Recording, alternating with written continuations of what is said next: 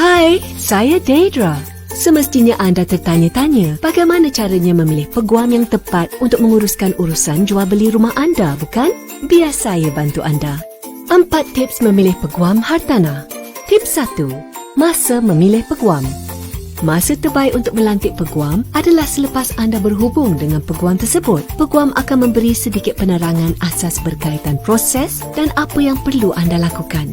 Tips 2. Hak memilih peguam. Sebagai pembeli, anda berhak untuk memilih peguam sendiri. Namun, pilihan peguam melalui ejen juga boleh dipertimbangkan. Sebaik-baiknya, anda perlu berhubung dahulu dengan peguam yang dipilih. Tips 3. Sijil amalan guaman. Jika anda mencari peguam, pastikan peguam tersebut mempunyai sijil amalan guaman yang masih aktif. Anda boleh menyemaknya secara online. Tips 4. Khusus dan profesional. Tahukah anda, setiap jenis rumah mempunyai syarat, kontrak dan juga nasihat guaman yang berbeza. Oleh itu, anda dinasihatkan untuk melantik peguam yang mahir dan khusus dalam mengendalikan urusan dan dokumentasi berkaitan hartanah. Sekiranya bayaran diminta, elakkan untuk memindahkan jumlah wang yang besar ke dalam akaun peribadi peguam tersebut. Lakukan bayaran ke akaun firma tersebut.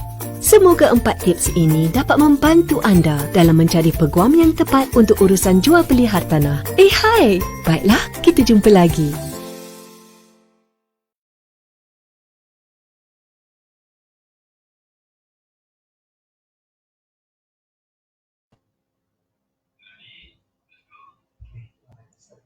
Hai, saya Deidra. Sama tak dengan video saya tadi? Okey, bismillahirrahmanirrahim. Assalamualaikum warahmatullahi taala wabarakatuh dan selamat pagi. Terlebih dahulu saya ingin mengucapkan ribuan terima kasih kepada Pejabat Pembangunan Wanita Negeri Sembilan kerana telah menjemput saya pagi ini untuk saya berkongsi sedikit ilmu pengetahuan dan juga beberapa maklumat berkaitan dengan peguam hartanah dan juga peranan peguam dalam urusan jual beli hartanah. Okey. Saya nak share slide saya dulu. Sekejap ya. Saya buka slide saya. Okey. Nampak ke slide? Alright. Sebelum saya start dengan topik saya izinkan saya untuk memperkenalkan diri saya terlebih dahulu. Nama saya Deidra Nur binti Azmi. Saya merupakan salah seorang rakan kongsi di Tetuan Deidra Sharina & Co. Pejabat saya terletak di Pusat Perniagaan Izora, Senawang, Seremban Negeri Sembilan. Dan saya juga turut mempunyai sebuah lagi cawangan di Deidra Sharina & Co di Kuala Lumpur, yang mana cawangan tersebut dikendalikan oleh rakan peguam saya, rakan kongsi saya yang bijaksana iaitu Puan Shoba. Firma kami telah beroperasi sejak tahun 2013 dan kami juga merupakan panel peguam kepada beberapa bank dan juga LPPSA iaitu Government Loan. Saya juga merupakan ahli berdaftar dan ahli aktif di dalam Harta Guam. Rakan-rakan bijaksana saya di dalam Harta Guam terdiri sebagai profesional yang berada di seluruh Malaysia yang terlibat di dalam bidang hartanah secara langsung dan juga secara tidak langsung. Baiklah. Ini merupakan latar belakang pendidikan saya dan kebetulan sebenarnya hari ini merupakan genap ulang tahun yang ke-11 tahun saya didaftaraikan sebagai seorang peguam bela dan peguam cara pada tahun 2010 yang lalu. Kiranya hari ini anniversary 11 tahun saya menjadi peguam lah. Okay. So ini saya perkenalkan tim saya di Deidra Sharina & Co. Next slide. Before saya nak teruskan dengan topik saya pada hari ini iaitu fungsi peguam dalam jual beli hartanah, saya nak berkongsi bagaimana hari itu saya dijemput oleh Pejabat Pembangunan Wanita Negeri Sembilan. Saya ada bertanya topik apa yang nak saya bantu educate atau share dengan public. So berdasarkan perbualan tersebut dan juga beberapa soalan saya pada beberapa individu yang lain, saya dapati kebanyakan masyarakat kita masih ramai yang tidak faham akan peranan peguam itu sendiri dan masih ramai yang tidak faham bahawa peguam ni sebenarnya banyak jenis. Okay?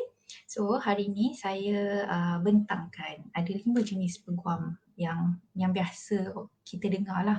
Peguam ni dia banyak dia punya expertise, dia banyak bahagian dia. Okay?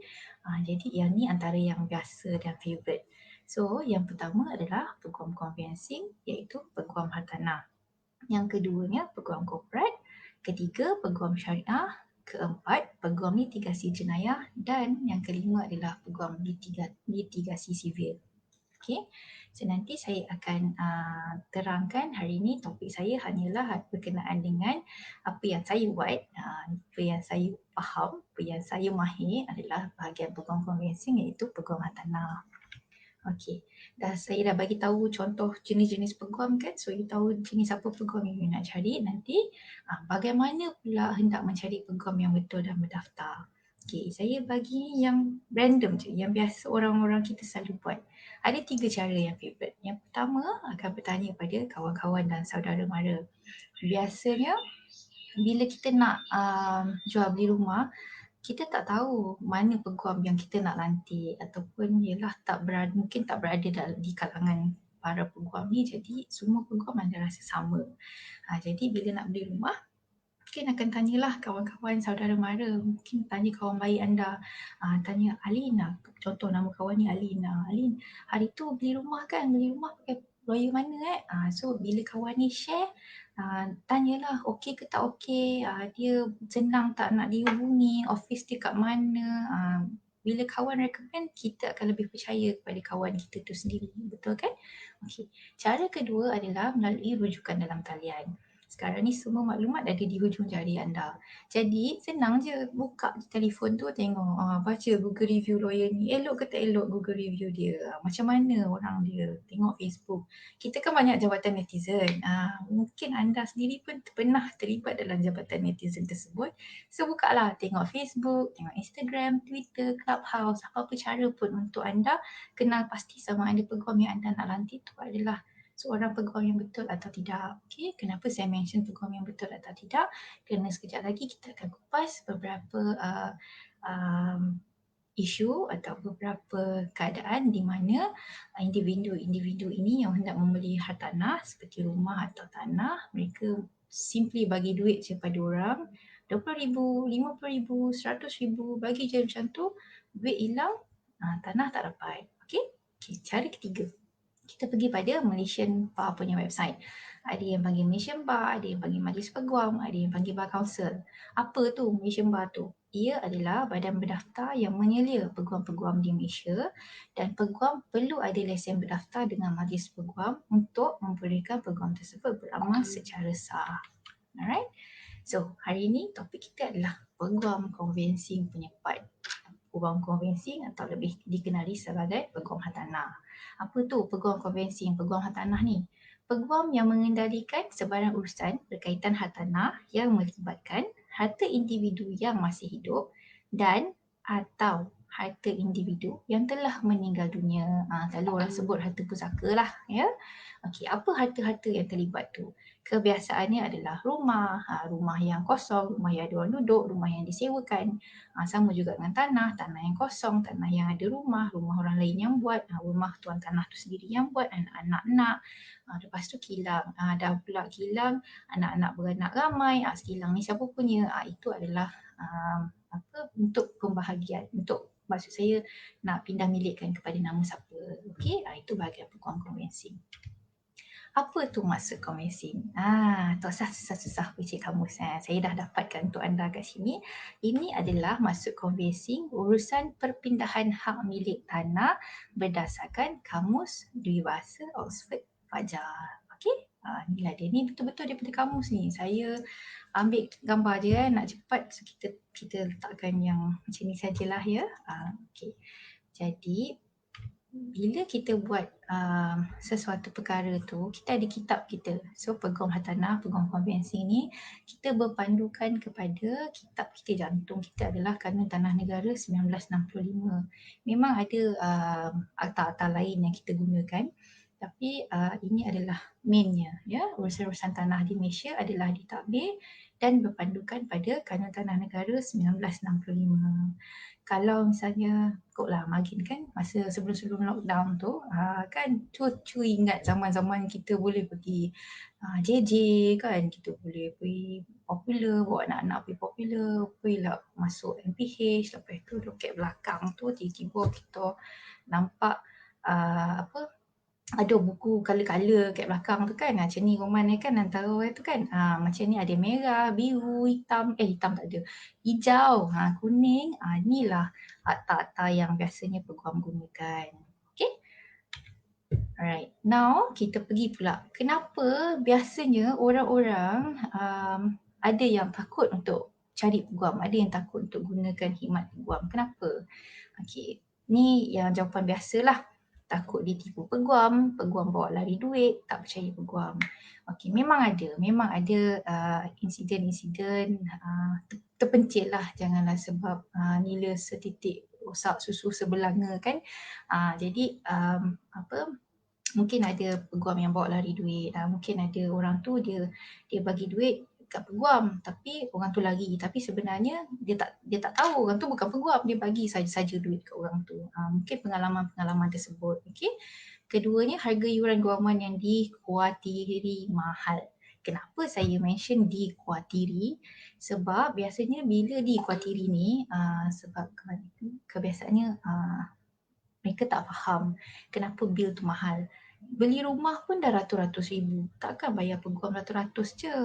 Adalah kos-kos yang di-charge atas bil peguam tu.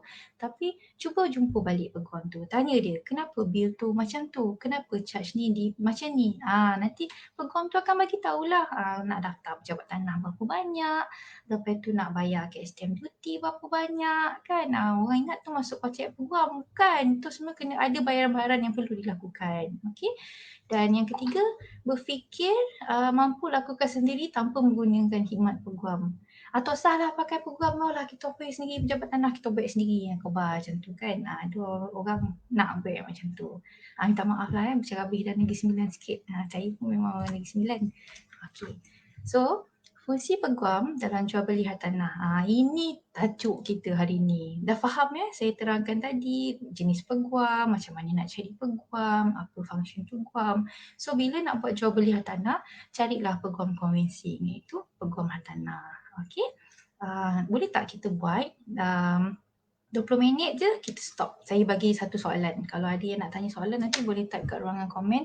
Mana yang saya ternampak nanti saya jawab lah. Tapi kita cuba satu soalan dulu 20 minit. Sekarang ni nanti tak apa, nanti director saya cue lah kot. Kejap lagi 20 minit. Okay. Kita pergi pada tajuk kita. Saya ada 4 poin untuk fungsi peguam dalam jual beli hartanah ni. Okay. Yang pertama, A. Jaminan profesional. So, bila anda melantik peguam ni dia terikat dengan Akta Profession Undang-Undang 1974. LPA tu Legal Profession Act 1974. Peguam ni dia nak buat apa-apa pun dia terikat dengan akta. Contoh, nak buka office, nak guna signboard pun ada ukuran dia tertentu. Lepas tu baru-baru ni kami ditegur, ada email yang diterima mengatakan peguam tak boleh pakai robe. Baju lawyer tu tak boleh nak pakai di luar mahkamah. Itu pun ada dalam akta LPA ni. Okey? Jaminan profesional dia lah. Bila anda latih peguam, dia memang lawyer. Dia memang seorang profesional. Kedua, individu selain peguam tidak terikat dengan apa-apa pertubuhan profesional. So ni contoh yang saya maklumkan awal tadi. Kalau you bagi duit, orang tu kata bagi duit kat saya, tak apa bagi duit kat saya uruskan semua. Saya kerja kat pejabat peguam. Dia kojo kat pejabat peguam tu. Salah siapa? Tak check. Dia bukan peguam, dia kerja je pejabat peguam. Jadi cari dulu peguam tu. Betul ke tak betul orang ni cakap dia lawyer. Okey? Ketiga, peguam perlu mematuhi piawaian dan standard yang ditetapkan oleh Majlis Peguam, iaitu badan yang menyelia peguam-peguam di Malaysia. Peguam memang tak boleh bawa lari duit klien. Again, saya emphasize sebab tu you kena nanti peguam yang betul. Dan saya tekankan, carilah peguam hartanah. Sebab peguam hartanah yang uruskan hartanah ni dia memang ada properly. Memang semua peguam ada akaun untuk klien punya. So kita tahu bila peguam tu dia adalah peguam hartanah, insyaAllah tak adalah gelap mata ke tengok duit buat banyak ke, sebab itu adalah kerja kita. Kita adalah sebagai pemegang amanah untuk menguruskan harta dan duit orang-orang yang melantik, klien-klien yang melantik peguam hartanah ni untuk menguruskan transaksi jual beli hartanah mereka. Okey. Keempat, peguam bertanggungjawab terhadap klien mereka dan sentiasa melindungi hak klien dalam apa jua situasi yang mungkin terjadi. Contoh, kalau klien tu dia dah sign SMP, penjual pembeli dah sign SMP, lepas tu masa signing SMP tu berlaku, masa SMP tu tengah berjalan untuk dilengkapkan, salah seorang meninggal dunia. Okay. Ini terjadi baru-baru ni pada klien saya sendiri. Klien saya penjualnya meninggal disebabkan COVID baru-baru ni. Ya. Transaksi tu telah berjaya, duit pun kita dah dapat, kita dah terima dah duit penjual ni, tapi penjual dah meninggal dunia. Jadi apa yang perlu dilakukan? Itu adalah peranan saya sebagai peguam yang mengendalikan urusan ni dan saya sebagai pemegang amanah perkara ni. Jadi saya tak boleh simply nak lepaskan duit tu pada siapa-siapa, walaupun anaknya datang tanya boleh tak bagi pada mereka, tetapi sebagai pemegang amanah ada dokumen-dokumen tambahan yang kita perlukan untuk membolehkan peguam melepaskan duit tu tersebut kepada waris-waris berhak kepada klien saya, penjual tadi yang telah meninggal dunia. Okay. So kalau nak tanya yang ni, dia kena topik lain, topik lagi besar. Okay. Kita fokus pada topik kita. Alright, so poin kelima, bawah jaminan profesional. Anda akan dapat info terkini dan nasihat guaman yang betul apabila anda melantik peguam yang betul. Okay? Nasihat berkenaan stamp duty contohnya, dapat diskaun bagi pembelian rumah pertama. Ada orang dia datang jumpa kat saya, dia tanya saya macam ni, dia tanya, "Puan, saya dah pernah beli rumah tu saya dah jual. Lepas tu saya tak ada rumah. Saya nak beli rumah ni sekarang, inilah rumah pertama saya tak ada rumah lain dah. Saya nak diskaun pembelian rumah pertama ni. Boleh tak so kita akan nasihat, kita akan bagi faham klien ni, tak boleh. Itu bukan rumah pertama. Rumah pertama you yang babai tu, you dah jual ke orang lain tu. Itu tetap dikira rumah pertama. Yang you nak beli ni dikira rumah kedua lah. Okay, kita akan nasihat betul-betul, kita bagi klien kita faham. Lepas tu, kita akan siasat juga maklumat hartanah dan status bankrupt penjual pembeli. Ada orang dia nak jual. Saya nak jual rumah saya ni, memang rumah saya. Tapi bila kita buat carian, kita tengok dia bankrupt. So dia pula tak faham, kalau saya bankrupt pun tak apalah, boleh je saya jual. Tak boleh, orang yang bankrupt dia tak boleh sign perjanjian jual beli, dia tak boleh sign agreement.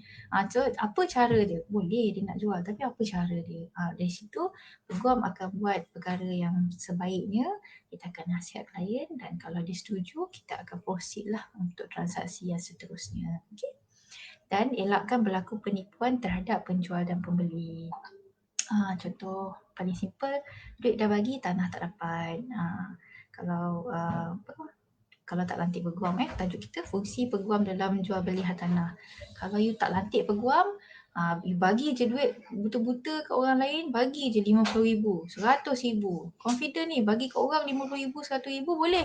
Bayar peguam punya legal fees yang ciput tu, tak nak sebab takut peguam tipu. Tapi bila you bagi ke orang, you tak ada lawyer, tak ada peguam, duit dah bagi. Lepas tu orang tu lesap, tak tahu mana nak contact dia. Lepas tu tanah pun tak dapat. Dah putih mata kat situ. Pemonong lah ngadap siling kan. Okay. Ketujuhnya, mengelakkan masalah isu berbangkit di kemudian hari. Penjual tidak menerima baki jualan rumah. Lepas tu, elakkan isu berbangkit dia. Macam ni, penjual tidak menerima baki jualan rumah. Rumah dah dapat, you tak lantik peguam, you dah bagi kunci, dah tukar nama dalam geran, lepas tu penjual tak dapat duit.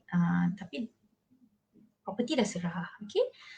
Seterusnya berkenaan dengan borang CKHT. Borang CKHT pula, kita kena advise properly. dulu penjual pembeli boleh uruskan borang CKHT mereka sendiri untuk declare tax. Tapi sekarang ni memang peguam yang kena uruskan borang CKHT ni. Jadi bila peguam yang uruskan, kita dalam akta kita ada dimaklumkan berapa bayaran untuk borang CKHT ni bila peguam buat dan berapa peguam boleh charge.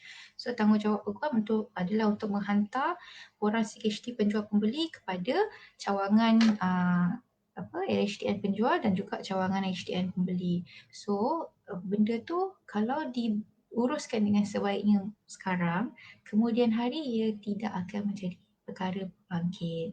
Kalau perkara berbangkit tu yang HDN akan cari you all lah penjual pembeli. Dan peguam tu akan kena sama sebab dia tak hantar borang CKHT dengan sempurna. Okay?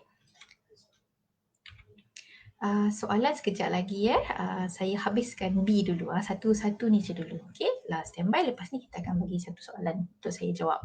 Alright, so point nombor 2, urusan dengan pihak ketiga. Urusan dengan pihak ketiga ni bila you lantik peguam, okay, untuk yang point nombor 1 ni, pembelian rumah melalui subsil kadang-kala amat mengelirukan. Contoh status hak milik yang berbeza di dalam setiap geran. Okay. Andaiannya kalau macam satu taman tu, okay, dia jual rumah, dia beli rumah. Lepas tu dia khabar lambek siap. Sebab lambek siap ni dia pun tak faham. Dia khabar itu jiran sebelah milah ni buat copek ya dapat kunci, copek ya dapat rumah. Tapi rumah yang dia beli lambat. Kenapa? Kita kena tengok juga sebab kadang milah tu dia dah habis bayar hutang bank dia. Dia dah dapat geran kat tangan dia. Dia dah tak ada hutang. Yang awak nak beli rumah ni, rumah tu masih ada hutang. Jadi banyaklah sikit proses yang peguam kena buat. Lepas tu mungkin rumah yang nak beli ni pemilik dia dah meninggal dunia. Owner dalam geran nama orang meninggal dunia ni siapa yang nak sign SMP. Tu adalah status perkara-perkara lain yang perlu dibuat untuk membolehkan waris dia yang sign sebagai pentadbir. Ataupun mungkin pemilik telah bercerai. Dah dulu laki bini ni elok sefahaman bila dah bercerai, yang seorang nak jual, yang seorang tak nak jual. Sudah. So adalah kekangan dia kat situ sebab tu milah tu jual rumah copek. Dia dah tak ada hutang, dia tak ada masalah.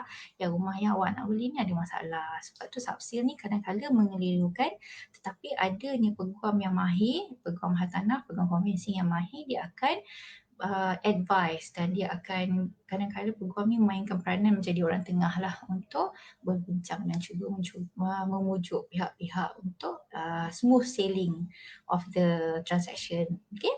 Keduanya, ada kala ejen hartanah juga kurang mahir dalam memberikan penjelasan.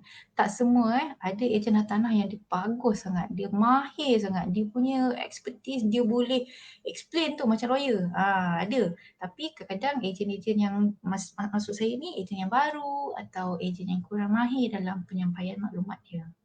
Yang ketiga, kepakaran dan nasihat peguam dapat membantu dalam mengenal pasti perkara-perkara yang harus dielakkan atau dilakukan terlebih dahulu. Contoh, orang ni nak beli rumah je. Tapi diingatkan tak ada masalah sebab semua penjual dia ada. Tapi bila datang jumpa peguam buat syarian, kita tengok ada 18 nama dalam geran. Ramai 18 penjual, pula tiba-tiba 18 rumah ini kan. Rupanya owner sebelum ni, penjual sebelum ni yang meninggal dunia tu adalah yang ni semua waris-waris dia. Lepas tu ada pula pemegang amanah, ada caveat pendaftar pula dalam tu. Apa tu semua pemegang amanah, caveat pendaftar.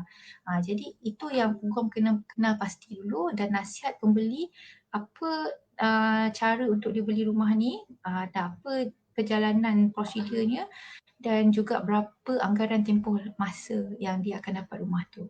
Okey. Keempat, memastikan perkara yang dihajati adalah berlandaskan undang-undang yang betul. Contoh penyediaan SMP ataupun SPA. Orang selalu sebut SMP tapi peguam kita selalu sebut SPA, Sale Purchase Agreement, yang perlu selesai di dalam tempoh yang ditetapkan. Point saya ni, contoh yang saya baru buat baru-baru ni, jual beli ni kat Kuantan. Pembeli ni tiba-tiba tengah-tengah berlangsungnya proses kita buat kerja ni, kita minta untuk duit lah, ada duit untuk dia perlu bayar hutang penjual ni dekat bank. Tapi tiba-tiba dia cakap dia tak nak. Terus tanya dia kenapa tak nak, dah boleh dah bayar duit tu untuk kita tutup hutang penjual ni dekat bank. Oh saya tak nak, dia kata macam tu sebab saya sakit hati dengan penjual. Boleh pula macam tu. Tiba-tiba kau dah sakit hati dengan orang tu, tiba-tiba tak nak. Dia lupa dia dah sign SMP awal ni kan. Kita berbalik pada SMP tu. Jadi saya kena terangkan pada dia tak boleh. You dah sign SMP, you tak boleh suka hati you je. Kita kena bagi tahulah kalau you lambat, nanti dia ada interest yang dia kena bayar. Lepas tu kalau dia tak nak teruskan dengan transaksi ni, penjual boleh saman dia. Itu antara nasihat yang kita akan terangkan. So bila saya dah terangkan, Alhamdulillah berjalan baliklah file tu. Okay, ada hiccup sikit lah. Alright. Dan terakhirnya untuk poin urusan dengan pihak ketiga ni, ini penyaksian peguam di bahagian tanda tangan. Okay, bila contoh dia mengelakkan berlaku penipuan paksaan dalam urusan pindah milik. So apa peranan penyaksian peguam ni? Sign peguam ni, sign lawyer, tak ada apa. Tak ada peranan dia. Sebab katalah makcik ni, dia datang dengan anak bongsu dia, datang pejabat. Lepas tu dia kata dia nak jual rumah ni kat anak dia. Anak dia ambil loan government. Okay. So datang dia nak jual. Dia tiba-tiba masa dia nak jual tu dia cakap dengan saya. Dia pernah cakap dengan saya macam ni. Acik sebenarnya nak jual rumah ni, acik nak pergi haji. Tapi acik tak nak lah anak-anak lain yang lain tahu. Kita tak campur lah urusan tu. Tapi sebab dia pernah cakap, saya dengar lah. Okay. Jadi tiba-tiba katalah 5 tahun lepas tu, lepas transaksi ni semua okey, berjaya semua, 5 tahun lepas tu datang pula anak dia yang sulung office saya. Cakap, apa ni rumah ni dah pindah bilik nama adik saya yang bongsu ni, berlaku penipuan ni, adik saya paksa mak saya ni jual rumah. Lepas tu berlakulah perbalahan adik-beradik ni masuk kat court. Jadi bila ada isu macam ni, peguam lah yang tanda tangan SMP tu yang dia kata tipu, mak dia tipu. Mak dia dah Alzheimer lah, kata dah lupa kan, dah tak ingat. Dia dah hilang ingatan ke apa ke, dah tak mampu untuk recall balik apa yang berlaku. Jadi the only saksi yang ada kat situ adalah peguam yang menandatangani, yang menjadi saksi kepada urusan pindah milik tersebut. Jadi hakim bukan panggil saya akan bagi tahulah apa yang saya nilai masa tu. Makcik tu sihat, dia sendiri yang nak jual sebab dia nak pergi haji. Jadi itu adalah peranan penyaksian peguam di bahagian tanda tangan. Okey. So sekarang saya buka untuk soalan. Sebelum saya pergi kepada 2 poin lagi pada fungsi peguam dalam jual beli hartanah. Okey. Tuan Director, bolehkah saya tutup slide saya ni?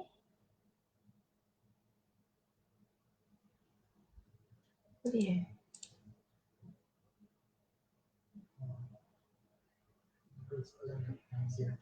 Okey, soalan Mazian daripada Puan Mazian Azman. Maaf Puan, saya tulis dulu soalannya, bimbang terlupa nanti. Kalau nak beli tanah kat Negeri Sembilan atau negeri-negeri lain, boleh ke bukan anak negeri nak beli tanah? Boleh. Negeri Sembilan boleh, Semenanjung boleh. Soalan macam ni famous dan favourite-nya kalau orang Sabah Sarawak yang bertanya. Okey, kalau kat Negeri Sembilan boleh, tak ada masalah, kecuali kena tengok tanah adat lain syarat dia dekat Negeri Sembilan. Okey, itu advice dia kena lain. Okey. Pendek je soalan ni. Soalan lain, ada soalan kedua ke? Okey. Bila ada isu caveat atau banyak waris, bila kita patut bayar deposit dia Puan? Okey. Daripada Puan Mazian Azman juga. Okey. Kalau ada isu caveat ataupun banyak waris, macam saya maklumkan tadi, bila pembeli ni nak beli property tu, jumpa peguam, so kita akan buat carian, kita tengok kat situ banyak waris dia, ada caveat. Kenapa caveat tu dilakukan? Apa sebab caveat tu dimasukkan? Kita nak kena tahu. Lepas tu kalau misalnya ada perbalahan ke, ada apa ke, itu waris-waris banyak kan. Nak tengok juga nama yang meninggal dunia tu, kita lawyer biasa kita sebut nama si mati. Nama si mati masih ada di dalam geran ke tak? Lepas tu kita soal siasat pula. Siapa pula anak dia? anak dia berapa ramai, dia ada masa dia meninggal tu dia ada isteri ke tak, dia ada mak ayah lagi ke tak, tu dah pergi pada faraid. Kita kena tanya bicara kuasa dia kat pejabat tanah dia dah buat ke belum, ataupun dia dah buat letter of administration dekat court dah buat ke belum, siapa pentadbir dia. Kalau urusan-urusan ni semua belum dilakukan, panjang lagi perjalanan ceritanya. Jadi janganlah puan bayar deposit dulu, sebab kalau puan bayar nanti duit puan pun lesap. Benda tu kita tak tahu bila selesai. Okay, so saya sambung kepada presentation saya tadi. Ada dua topik lagi, ada dua tajuk point saya untuk fungsi peguam dalam jual beli hartanah. Okay, saya buka slide saya balik. Alright, so point C saya, fungsi peguam dalam jual beli hartanah adalah untuk menyediakan dokumen yang lengkap. Okey, jika pertama kali beli rumah, memang memerlukan anda sebagai pembeli. Jika tanpa bimbingan yang betul berkenaan apa yang perlu dilakukan, dan ada kalanya juga memang menakutkan. Tengok-tengok rumah ni ada masalah. Masalah dia bukanlah masalah apa. Masalah dia property tu punya dokumen lah. Ada benda yang belum selesai. Okey. Tengok-tengok rumah ni ada lah cerita lain kan. Tapi biasanya kadang-kadang ada yang bersih juga. Yang kita tengok cantik, nama penjual masih ada anggaran, penjual masih ada hutang bank. Dia ada hutang bank tak ada masalah sebab dia beli rumah tu dia pakai dipinjam duit bank. Jadi masih ada hutang bank lah, tapi tak ada masalah benda tu sebab benda tu macam clear case je lah. Kita buat case tu macam biasa je. Jadi sebagai peguam, peranan peguam adalah untuk menasihati, dan kemudian kita nampak dekat dalam grant apa dokumen yang kita kena sediakan, sebab kita dah biasa buat kan, so kita dah boleh agak lah ni macam mana, apa dokumen dia. Jadi dokumen yang nak sedia kita tahu apa.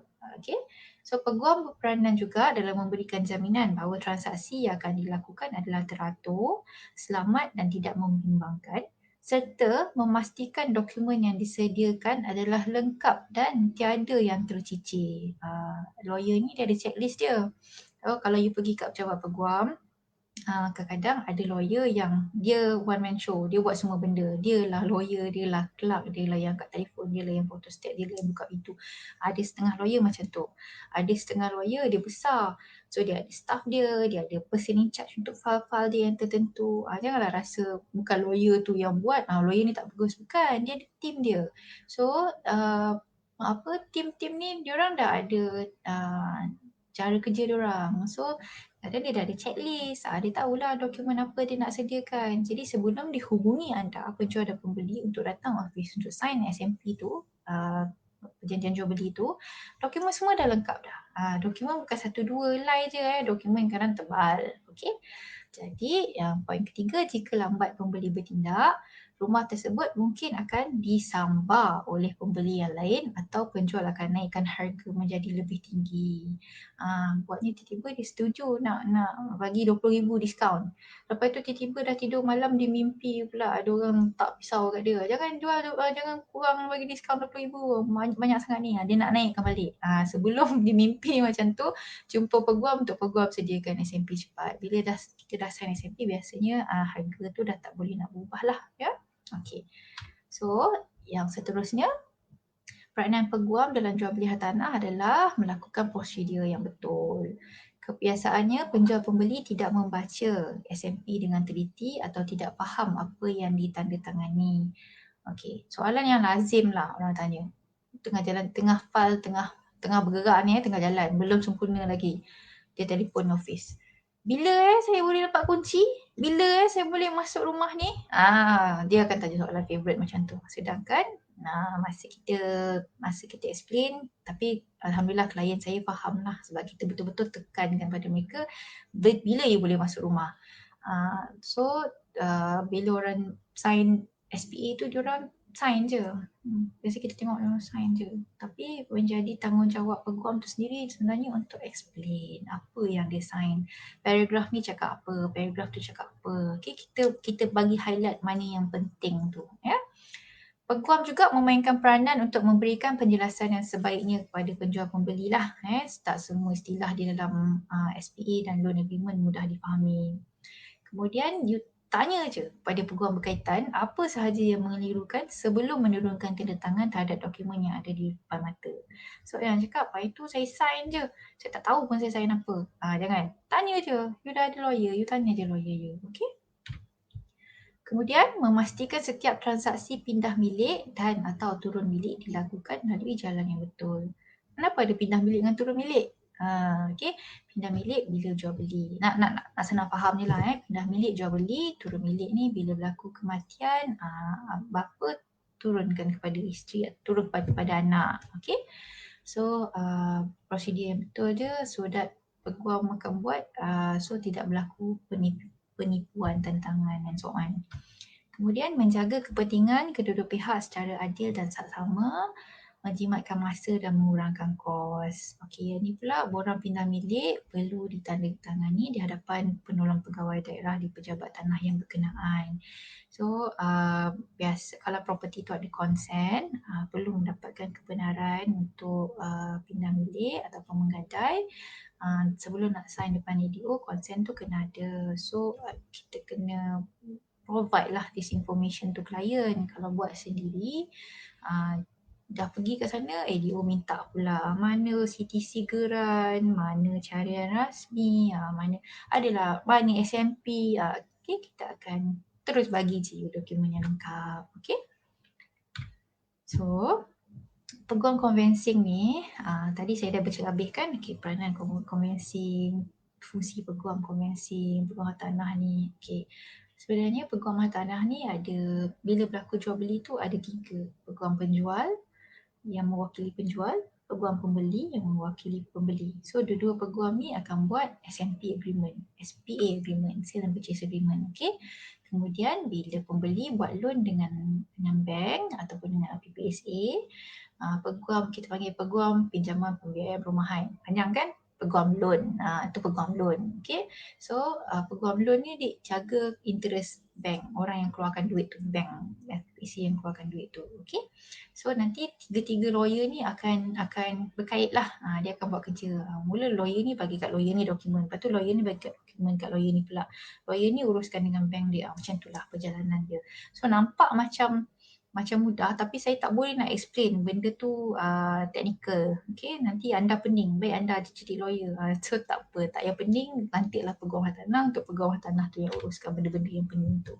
So saya ajar, saya bagi gambaran basically perjanjian jual beli tu macam mana. Bila you nak beli rumah, bila you call lawyer, okay, basically apa yang lawyer tu akan terangkan. Okay, peguam akan bila you dah cakap nak nanti kan, ataupun ejen yang bagi kes ke apa, so peguam akan hubungi penjual atau pembeli tu lah. Kita akan telefon dia, kita akan pastikan betul ke nama cik sekian-sekian-sekian, okay, betul ke cik nak jual hartanah yang dimaksudkan, okay, harga belian, harga jualan dia adalah sedemikian, okay, individu-individu yang terlibat dia berapa orang, berapa ramai, okay, kita nak tahu penjual pembeli tu, penjual ada satu nama atau 2 nama, nama suami seorang atau nama berdua dengan isteri. Yang nak beli pun dia nak beli seorang atau dia nak buat loan dengan suami dia. Lepas tu kita akan minta geran, ataupun kalau tak ada geran di tangan, salinan geran. Okay, kalau tak ada salinan geran juga kita minta SMP lama, kita nak tengok nombor dia dekat dalam nombor hartanah tu lah. Lepas tu dokumen-dokumen lain penjual yang peguam akan perlukan seperti cukai tanah yang terkini yang telah dibayar, cukai pintu terkini yang telah dibayar, bil api, bil air untuk memastikan alamat rumah tersebut. Okay, so bila kita tengok all the documents tally, maknanya betul lah dokumen dia. Okay, betul lah rumah tu nak dibuat, betul lah transaksi ni nak dilakukan. Okay, ada satu contoh ni pengalaman saya beberapa tahun lepas. Saya ni nak jual tanah dia dekat Jelebu. Buyer ada lawyer dia sendiri. So bila saya dia penjual lantik saya, dia cakap dengan saya dia nak jual rumah dia. Okey lah, tak apa, saya minta dokumen. Bila saya minta dokumen, saya tengok geran ni bukan nama makcik ni kan, nama laki, yang depan saya ni perempuan kan. Lepas tu mulalah kita tanya, kita siasat siapa orang ni semua, rupanya tu nama anak Lepas tu adalah benda-benda yang makcik ni macam sorok-sorokkan daripada saya. Tapi saya, kita tak judge, tak apa. So, kita advise based on document. Jadi dia kata anak dia dekat London setuju untuk nak buat jual beli ni. Okay, kita pun hubungi anak dia di London. Jadi kita pun masa mula-mula tu anak dia setuju untuk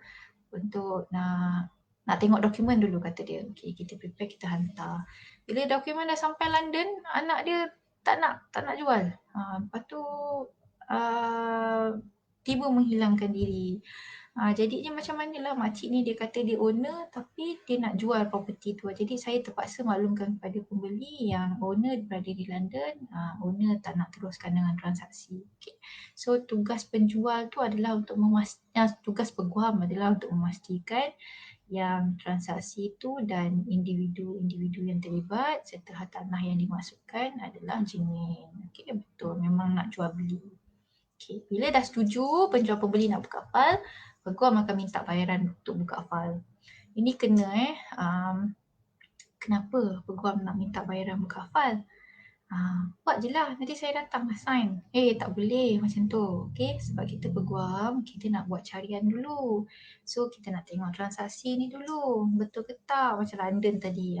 Tu pun ada kos-kos kita juga. Okay, jadi bila you dah buka file dengan peguam, itu menunjukkan yang you sebenarnya committed untuk nak meneruskan dengan transaksi ni. So kalau misalnya tiba-tiba, cubalah, saya nak cuba je. Dia punya suka-suka nak cuba, lawyer dah buat kerja, dokumen dah print, toba bukan nipih, toba. Dah print semua, lepas tu tiba-tiba tak jadilah. Tiba-tiba tak rasa pula nak beli rumah ni. Makin tajam menusuk ke kalbu, rasa hati tu kan. Tak boleh sebab tu adalah kos. So bila you committed, you bayar open file, peguam akan buat yang selanjutnya dan kita akan bila dah prepare SPA tu, kita akan minta dia hadir di pejabat untuk signing dokumen. Okay, maksudnya kira you dah terjun lah, kaki dah masuk terus dalam air tu untuk you proceed dengan ni, dah tak boleh nak tarik diri ke apalah sepatutnya. Okay, so peguam pula masa dia hubungi klien untuk bila klien dah open file, okay, peguam akan minta dokumen-dokumen ni lah daripada penjual dan daripada pembeli. Boleh tengok kat skrin lah ya, dokumen-dokumen yang peguam perlukan. So,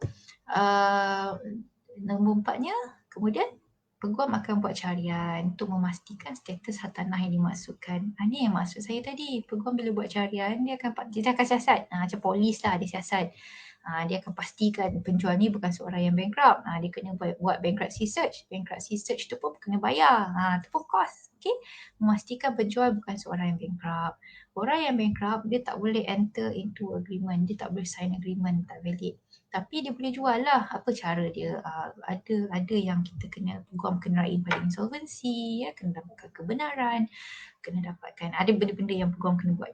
Okey, contoh keduanya, memastikan penjual adalah pemilik sebenar hartanah yang hendak dijual. Macam saya cerita tadi lah, yang owner tu dekat London. Okey, seterusnya, sekiranya ada surat kuasa wakil, power of attorney, dokumen mestilah lengkap. So kalau ada power of attorney, dia nak jual tapi dia adalah power of attorney, saya akan minta mana power of attorney tu. Kita kena pastikan dokumen-dokumen tu complete. Baru kita akan proceed untuk signing SMP. Kemudian kita kena pastikan nama pentadbir telah dimasukkan di dalam grant. Kalau orang tu dia nak jual beli, property tu masih nama bapa dia, arwah bapa dia kan.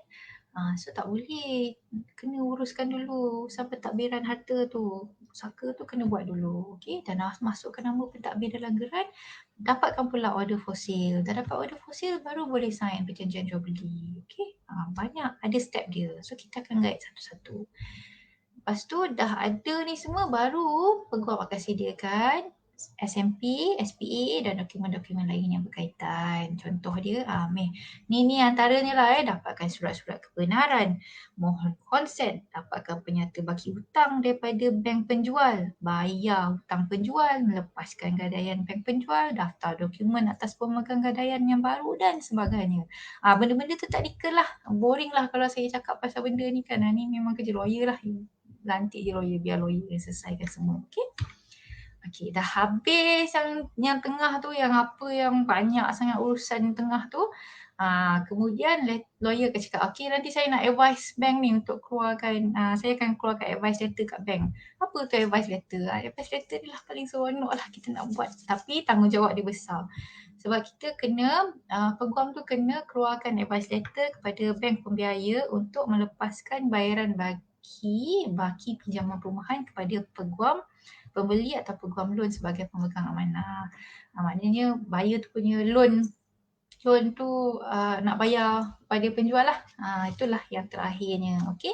Bila lawyer dah dapat duit tu daripada bank, dia bukan tu bagi je dekat penjual tu. Bukan.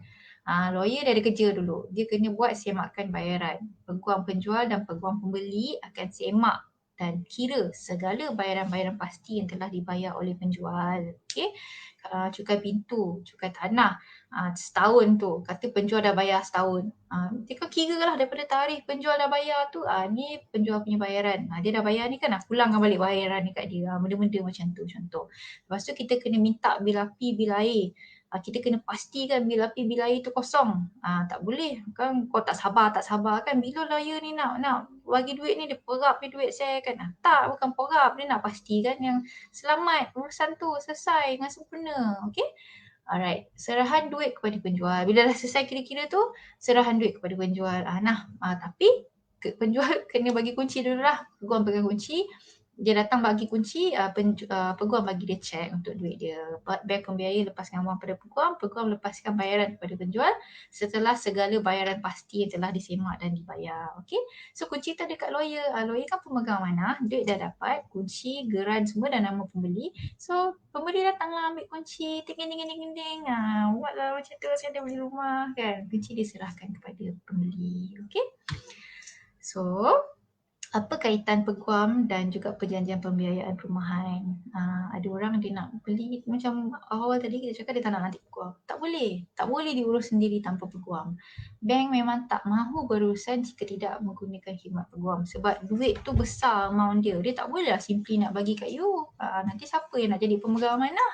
Kan, kena lantik peguam sebagai pemegang amanah. Lepas tu peguam loan yang dilantik pembiaya pinjaman perumahan, bank tu tak dapat teruskan. Memang dia tak boleh teruskan kalau tak ada peguam yang uruskan SPA. Okay? Alright. Ada soalan? Soalan Tuan Director saya? Oh, ada 4 soalan. Sekejap ya, saya buka sini pula.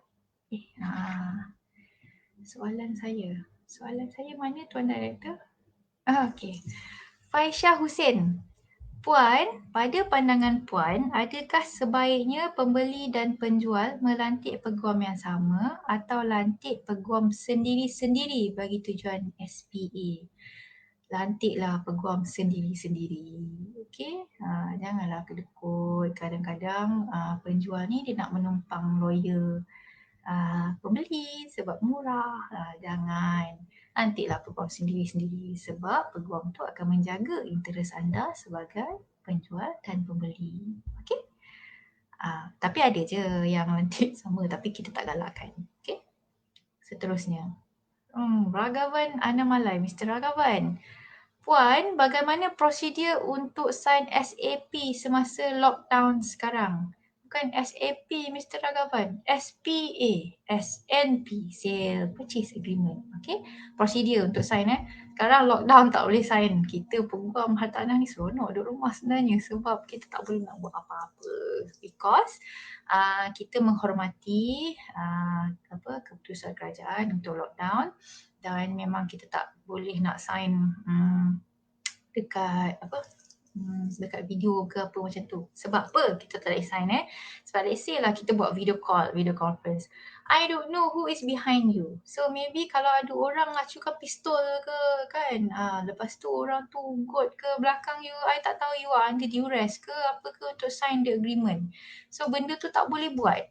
The importancy, the function of a lawyer being present at the moment to witness the signing of the document adalah untuk memastikan yang you sendiri yang nak buat urusan jual beli tu. You sendiri yang tanda tangan tanpa ada paksaan daripada mana-mana pihak. Okay?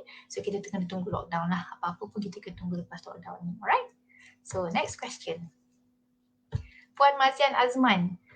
Puan, ada pro and con guna peguam yang sama, seller buyer. Okay, saya dah jawab tadi. Alright. Okay, yang seterusnya. Kakak Ma, saya ada soalan. Saya ada beli rumah pertama. Baru-baru ni saya ada bayar duit bayaran yuran guaman dan pelbagai. Perlu ke kita minta resit kepada lawyer tu after kita dah buat bayaran? Perlu. Janganlah tak minta resit. Saya kalau beli barang grocery pun saya minta resit. So you buat apa-apa bayaran, lagi-lagi kalau you buat bayaran ibu riban, mintalah resit. Tak ada salah. Sebab tu lawyer you, dia kena bagi resit. Okay? Ada soalan lain? Puan Mazian Azman lagi, tanah adat sama dengan Malay Reserve ke? Tak sama, lain. Tanah adat Negeri Sembilan terkenal dengan warisan adat kita yang pelbagai. Okay, kita tanah adat basically, macam mana saya nak cakap tanah adat ni dia diwarisi oleh kita punya sembilan tu apa perut-perut ni semua kan. Jadi kalau orang nak beli tanah adat, biasanya tanah adat ni tak boleh nak jual beli, melainkan waris-waris qadim sahaja. Waris-waris qadim tu apa? Waris-waris qadim adalah keluarga yang rapat dengan kita. Waris qadim kita cari adik-beradik, ibu bapa, lepas tu saudara mara, sepupu sepapat. Itu adalah waris-waris qadim dia. Okay? Tapi harga dia pun tak mahal, tak cecah lah sampai ratus-ratus ribu tu biasanya. Dan selalunya benda perkara berkaitan dengan tanah adat ni akan melibatkan pada perut, buapa, lepas tu kalau ada perbalahan lain akan naik pada lagi tinggi kan. Itu kena cerita lain lah. Itu kena pada topik lain lah. Okay. Tapi kalau Malay Reserve pun dia bukan tanah adat. Dia Malay Reserve ni ada setengah dalam geran ada dia Malay Reserve yang mana hanya orang Melayu sahaja yang boleh membeli. Okay? Faham kalau tak faham nanti pun call saya, nanti pun tanya. Nanti saya explain ke. Lain? Ada soalan lain? Okay, tak ada soalan. Okay, kita sambung Saya ada berapa minit? 5 minit lagi. Alamak. Okay, dah nak habis dah sharing saya. So, saya balik pada contoh kes. Saya dah sediakan 3 kes tapi tak sempat kan. Okay, saya bagi contoh je. Okay, contoh yang pertama saya bagi contoh hari ni adalah berkenaan dengan kes-kes pemilik yang telah meninggal dunia saja tau. Kita fokus je hari ni untuk orang yang dah meninggal dunia je. Pemilik pertama ni adalah adik-beradik pajakan negeri, properti ni dekat Nawang, dekat Negeri Sembilan. So yang ni adik-beradik dia sami-sami lah. Nama bapa dia Sami. Okay, so yang ni adik perempuan, yang adik lelaki. Yang adik-beradik lelaki. Yang lelaki telah meninggal dunia. Maaf saya cakap cepat sebab saya tinggal 5 minit je. Yang lelaki ni meninggal dunia. So dia nak jual, tapi buyer saya masa dia datang jumpa saya dapat geran macam ni. Saya buat carian macam ni. So saya advise buyer saya tak boleh beli sekarang, dia kena uruskan dulu dia punya letter of administration. Dia kena uruskan dengan pejabat dengan mahkamah dulu untuk tentukan siapa yang pentadbir yang akan menguruskan harta ni, baru boleh sign jual beli. Okay, so yang kedua, pemilik adalah suami isteri bukan warga negara Malaysia. Properti ni dekat Rawang. Ini adalah suami isteri, yang atas nama isteri, yang bawah nama suami. Yang isteri telah mendapatkan pemegang kuasa untuk menguruskan harta suami. Dia boleh sign, tapi dia perlu dapatkan dulu order for sale dekat mahkamah tinggi. Jadi order for sale tu belum dapat dan si isteri ni pula berada di London. British, saya klien London pula ni. Okay, so saya advise untuk kita tak sign dulu sebab kita kena dapatkan juga, lagipun COVID kan masa tu kita tak boleh nak buat urusan signing, macam susah sikit nak berurusan dengan kat sana, lockdown lah apa. Okay, so yang ketiga pula, nama di dalam geran masih atas nama si mati. Okay, ini adalah contoh LA yang diperolehi pada tahun 1976. Perintah ni saya dah dapatkan izin daripada klien saya untuk sharing jenis contoh dokumen lama ni. Si mati meninggal pada tahun 1968, perintah diperolehi pada tahun 1977.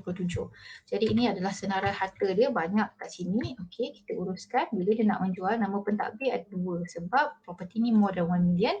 So saya dapatkan dia punya perintah untuk menjual. Okey, yang nak membeli ni adalah company. Tengok nombor 3 tu. Dengan pihak pembeli bersama syarikat sekian. So kita dapatkan perintah untuk menjual dan meminah milik hartanah tersebut kepada pentadbirannya seperti di dalam surat kuasa. So ini adalah geran dia You tengok kita dah masukkan nama company tu dekat bawah tu, perintah mahkamah tu. Sebab perintah pemohon dibenarkan untuk menandatangani perjanjian jual beli dan borang pindah milik sebagai pihak penjual atau tuan punya tanah kepada syarikat yang mohon untuk beli tu. Baru boleh sign sale and purchase agreement. So dalam sale and purchase agreement kita akan masukkan perintah yang LA 1977 tu dan juga order for sale. Tu adalah dokumen, contoh-contoh dokumen yang peguam hartanah kena sediakan. Okey. Ini adalah maklumat berkaitan diri saya, nombor telefon saya, Facebook saya, email saya dan juga saya punya website untuk anda hubungi sekiranya ada apa-apa soalan lanjut yang saya tak boleh nak share dekat sini. Okey. Saya dipanggil lagi untuk Khamis minggu depan. Saya akan kupas tajuk yang lain. Saya tak pasti sama ada berkaitan sewaan ataupun berkaitan dengan harta bersama suami isteri yang sudah bercerai atau yang telah meninggal dunia. Okay, alright, so stay tuned. Terima kasih.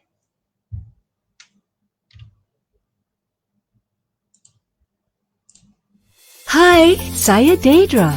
Semestinya anda tertanya-tanya bagaimana caranya memilih peguam yang tepat untuk menguruskan urusan jual beli rumah anda, bukan? Biar saya bantu anda. 4 tips memilih peguam hartanah. Tips 1. Masa memilih peguam. Masa terbaik untuk melantik peguam adalah selepas anda berhubung dengan peguam tersebut. Peguam akan memberi sedikit penerangan asas berkaitan proses dan apa yang perlu anda lakukan. Tips 2. Hak memilih peguam. Sebagai pembeli, anda berhak untuk memilih peguam sendiri. Namun, pilihan peguam melalui ejen juga boleh dipertimbangkan. Sebaik-baiknya, anda perlu berhubung dahulu dengan peguam yang dipilih. Tips 3. Sijil amalan guaman. Jika anda mencari peguam, pastikan peguam tersebut mempunyai sijil amalan guaman yang masih aktif. Anda boleh menyemaknya secara online. Tips 4. Khusus dan profesional.